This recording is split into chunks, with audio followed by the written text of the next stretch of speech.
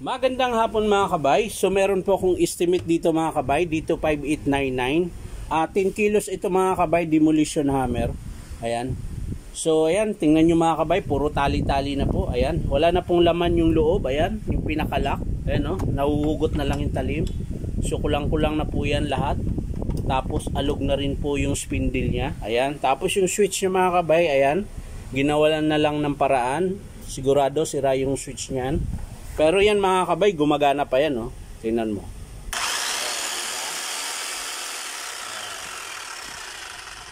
Gumagana pa siya mga kabay.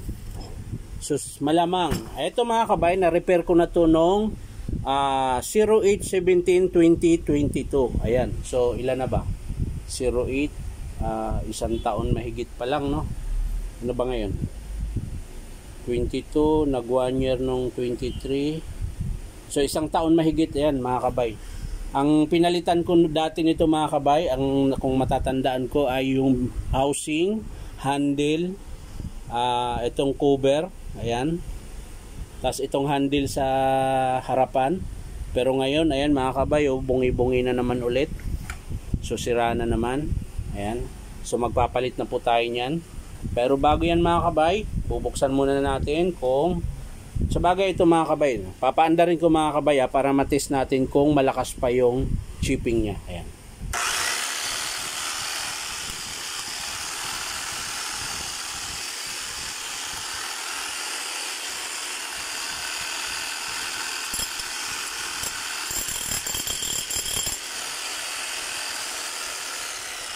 So malakas pa naman mga kabay, pero hindi na siya ganun kalakas pag yung bago talagang palit na o-ring. So ang gagawin natin ito mga kabay, bubuksan natin, estimate natin lahat ng o-ring nito, switch, ayan.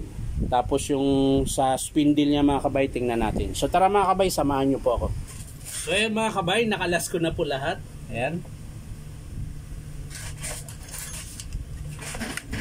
So ang una-una nating palitan mga kabay, ito po.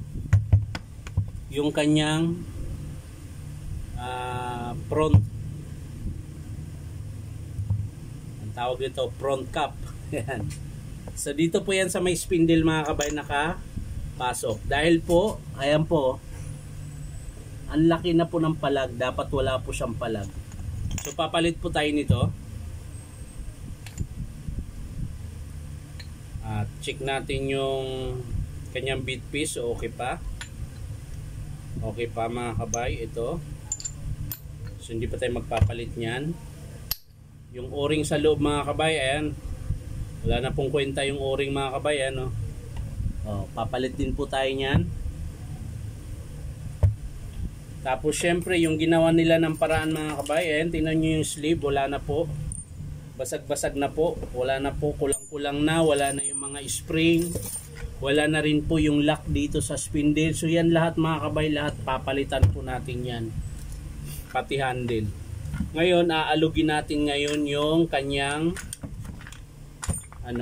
kanyang cylinder mga kabay. Ayan. So, pupunasan muna natin to mga kabay dahil marami pong grasa. Kunin natin yung striker nya. Yan, matanggal dyan, matigas. So, linisin muna natin mga kabay para mahawakan natin ng maigi. At makita natin kung merong crack yung kanyang cylinder. Ayan. So ang tawag po nito mga kabay, ito yung pinaka-cylinder niya. Dito po sa loob naglalaro yung striker tsaka yung piston. Ito po yung piston niya mga kabay. Ayan. Ayan. So ito yung striker, oh. Hindi yan lalabas dyan, doon po yan lalabas. Yun. Dyan po sa loob. So ito mga kabay, kapag wala pa po siyang hukay dito sa loob ng cylinder, ibig sabihin okay pa po. Ayan. Makinis pa mga kabay, wala pa pong hukay. So okay pa yung spindle. Ngayon, yung front housing naman, ito. Yung pinapasukan nito. Kasi pag alog na rin yun mga kabay, papalit tayo nito. So ayan, papasok natin ulit. Ayan. Tapos aalugin po natin na pa ganyan. So yan mga kabay, wala pa po. So okay pa po yung front housing niya. Ito po yung front housing mga kabay. Ayan, merong baklas dito. Yan. Ito po yung front housing. Ayan, kagaya nito mga kabay. Kung bakit ko to pinalitan, dahil masyado na pong palag. Ayan o, lakas ng palag. Hindi lang makikita dyan mga kabay. Ayan. Ayan. Kaya po, pinalitan ito. Sira po ito mga kabay. So ito, okay pa. Ayan. Okay pa yung front housing niya. So ito mga kabay, piston, palit na rin tayo niyan. Piston O-ring. Tapos syempre yung switch. At yung kanyang, sana ba yun? Nawala na.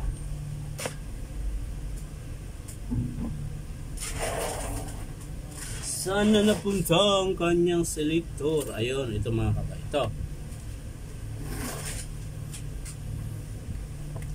Kaya po nilagyan nila ng ibang switch mga kabay dahil hindi na po ito gumagana. Ayan. Ito po yung nakasuksok dito sa switch. Ayan. Pag ganyan po ang forma niyan. Ngayon pag pinindot nyo yung trigger mga kabay, didiin nyo yun. Tapos pag inop nyo, aakyat niya. Hindi na po ito gumagana. Gawa nung baluktot na. Ayan. Kung mapapansin nyo mga kabay, sana ba yan? Ayan po, pudpud na yung pinaka-plastic, tas yung bakal, ayan, hindi na siya pantay. So yung pag hinila mo ng ganun mga kabay, hindi na siya bumabalik, hindi na siya nag-uon. Kaya ginawa nilang paraan na panibagong switch. Ayan. So titesterin natin to mga kabay kung tama ako. Pag ito buo, ibig sabihin yun po yung dahilan nila kung bakit ginawa nila ng panibagong switch.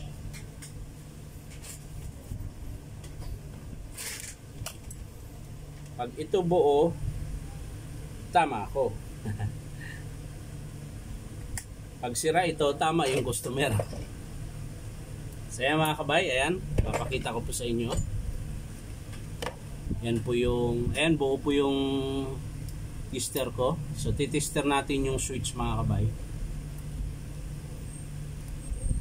So yan mga kabay, wala. So i-on natin. Yun, meron mga kabay. Sa kabila, off muna natin. Ayan. Tapos i-on natin.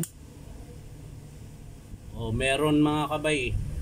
So ibig sabihin, wala pong problema din sa switch. Nagkaka-problema lang dito sa sinasabi ko, yung actuator niya. Ayan. Ito po lagi kasi nasisira din. Lalo na po pag hindi gaano marunong yung gumagamit. Ayan, hatak lang sila ng hatak. Ayan, nasisira din po ito. So yan lang po yung papalitan natin dito sa demolition hammer mga kabay na 10 kilos. Hindi ko na po ipapakita kung paano buuin. Papakita ko na lang sa inyo mga kabay kapag in-approve ng customer. So ulitin ko mga kabay, ang papalitan lang po natin dito ay yung pinakatakip niya po sa may spindle. Ayan.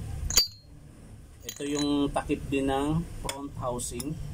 Ayan. Tapos yung mga o-ring yan mga kabay. Ilang piraso ba yan? 1, 2, 3, 4, 5, 6, 6 na o-ring ang papalitan natin mga kabay, tsaka isang set ng connecting rod para lumakas uli yung kanyang chipping. Ayan. Yung sa sleeve naman mga kabay, ito po yung papalitan natin, yung pinakalock ng bala mga kabay. Pag pinasok nyo yung bala para swabe yung pagtanggal nyo tsaka pagkabit, hindi siya ganito natatalian mo, tinatalian. Nakakalas na po kasi ito. Tsaka syempre yung pinaka circlip dito. Ayan. So yung mga washer mga kabay, kompleto pa naman. Ayan, nandito pa. So okay po yan kasi ganun po yung forma nyan. Ayan. Pag ganyan. So spring, okay pa mga kabay, kompleto pa. Ayan yung complete set ng spring. Ayan. So ang wala lang dyan mga kabay ay yung dalawang bulitas dito. May dalawa po yan, wala na. At syempre yung pinaka, ayan no, lagayan niya pudpud na. So magpapalit din po tayo nito. Ayan. So yan lang mga kabay, papakita ko na lang sa inyo mga kabay kapag in-approve ng customer. So maraming salamat mga kabay, bye bye.